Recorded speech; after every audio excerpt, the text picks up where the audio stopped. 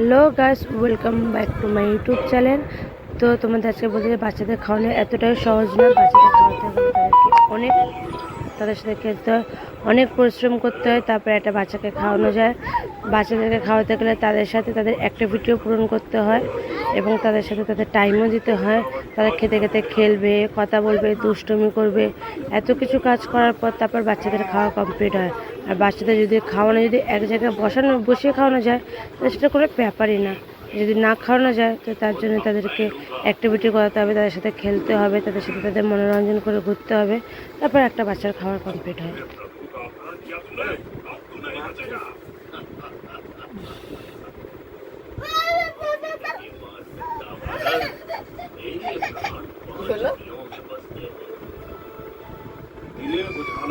কিচ্ছু হয়নি, কিচ্ছু হয়নি, একটুখানি লেগেছে।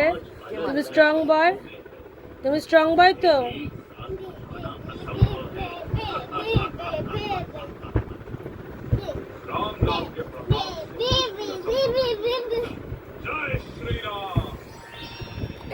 বাবা একটু চোখ মেরে দাও।